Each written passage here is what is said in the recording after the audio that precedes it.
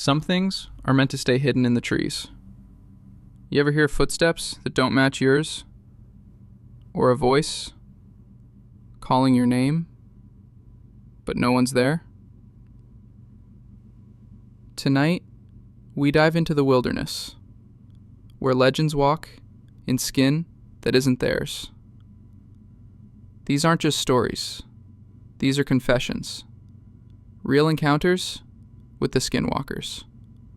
So turn off the lights, lock your doors, and whatever you do, don't answer the voice that sounds like someone you love. My cousin Elena and I always spent our summers on the Navajo reservation in New Mexico. It was dry, it was dusty, and if you weren't careful, the silence out there could swallow you whole.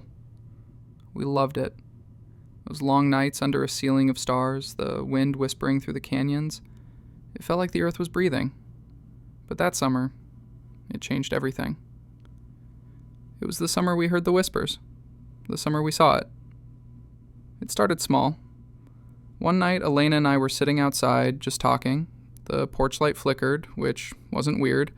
The old house always had electrical issues. But then we heard something out past the tree line.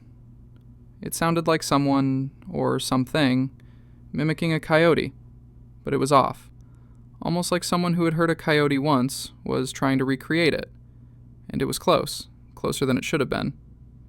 Elena whispered, "Did you hear that?" I nodded. We both stood up.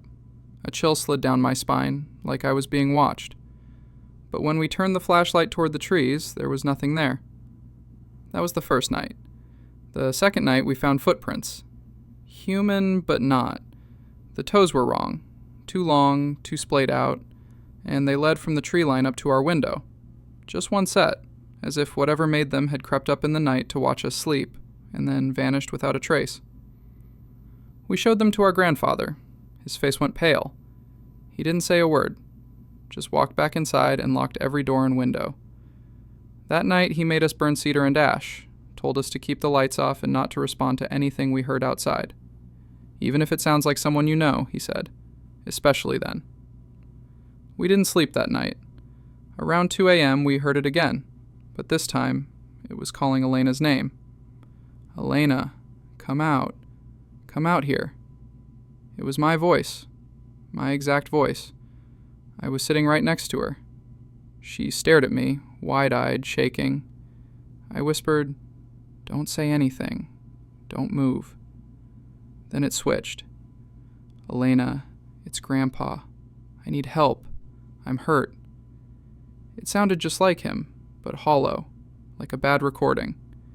We sat frozen in the dark as the thing paced outside our window, dragging its fingernails along the wood. That was the night I truly knew fear. The next day, Grandpa finally spoke. "It's a skinwalker." He said the word like it hurt. "They wear the skin of animals, sometimes people. They steal voices, faces, but they can't come in unless you invite them, unless you acknowledge them." He told us stories, old stories, about people who had heard their mothers crying in the woods, only to vanish when they went to help, or seeing themselves watching from the trees. Elena and I were silent, but we both knew we weren't safe. Night 4, we made a mistake. There was a knock at the window. Tap, tap, tap. It was my mother's voice. But she'd been dead for 2 years. "Sweetheart, open the door. It's so cold out here." Elena gripped my hand so tightly her nails drew blood, but I stood up. "Elena," I said, "that's my mom." "No, it's not." I don't know what came over me. Maybe it was grief. Maybe something darker. I opened the door. Nothing was there, just empty desert. But that night the dreams started. In the dreams, I was running barefoot through the canyons. Something was chasing me. I'd hear my name whispered over and over in every voice I loved. Then I'd wake up with scratches down my arms, dirt under my fingernails. One night I woke up outside, at the edge of the trees, still in my pajamas. I didn't remember how I got there, and standing about 20 feet away was me, an exact copy. It smiled, crooked, wrong. Then it bolted into the woods. I screamed. Grandpa burned sage around the entire house. For hours. He called in an elder from a nearby tribe to perform a blessing. But it wasn't enough. The Skinwalker had already marked me. Final night. The house was dead quiet. Not even the wind dared move. And then came the scratching. Not on the window, but from inside the walls. We could hear it crawling around us, whispering, laughing. Elena started crying. I was frozen. And then, the attic door creaked open. The smell hit us first, rotting meat and wet fur.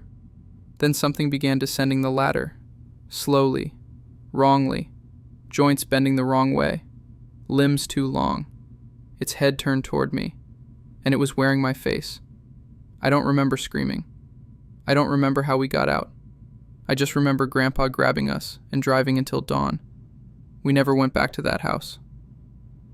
They say skinwalkers don't stop once they've taken your scent, that they follow you, haunt your dreams, wait for the moment you're weakest, to wear you. Every now and then, I hear it, late at night, my mother's voice. Sweetheart, let me in. And sometimes, I almost do. Story 2. I used to work seasonal security for national parks. Not glamorous work, just long nights, empty forests, and silence so thick it presses against your skull. I like the isolation though. No people, no drama, just me, the trees, and whatever moved between them. But last year I took a job I still regret. It was in Utah, near Monument Valley, deep Navajo land. The park ranger who hired me gave me a funny look when I signed the paperwork. You ever worked night shift out here before? No, I said, but I'm good alone. He nodded slowly. Just, don't go past the tree line after dark, ever. You hear anything, you radio me, no matter what. I laughed it off. Big mistake. The first few nights were uneventful. Cold, quiet, dark. My outpost cabin was small, just a radio, cot, and a single flickering light bulb. But I was used to that. I spent most nights walking the perimeter with a flashlight and a thermos of coffee. That's when I started noticing things. Deer that didn't run, just stared. Their eyes too human, their necks too long. Rabbits that stood on two legs for just a moment too long before bolting. An owl that flew overhead, but its wings made no sound at all. I mentioned it to the ranger over the radio. Don't talk about that on comms, he said sharply. You'll draw it in. Draw what in? Silence. Just don't go past the trees. Then the knocking started. It came from behind the cabin, always after 2 a.m. Always 3 knocks, like someone tapping on wood with knuckles. I'd rush out with my flashlight. Nothing. But one night I left the light off and peeked through the window. There was a figure. It looked like a man, kind of. Tall, naked, grayish skin, but its proportions were off.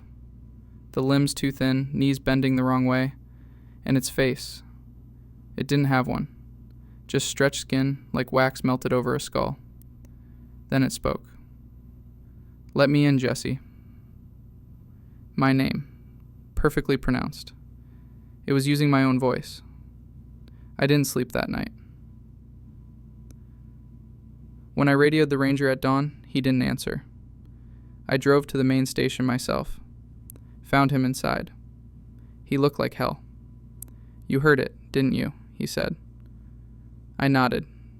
He poured me a drink, even though it was morning. I told them not to hire out-of-towners, he muttered.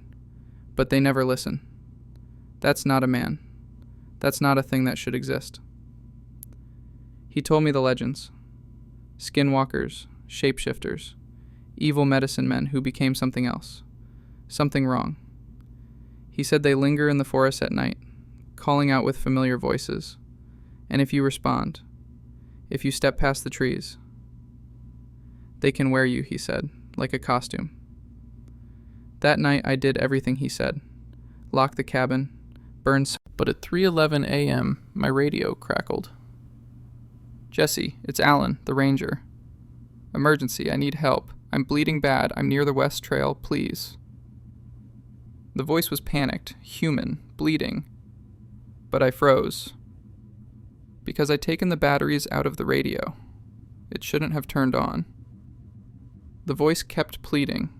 Then it changed. Jesse, Jesse, Jesse. Over and over. A child's voice.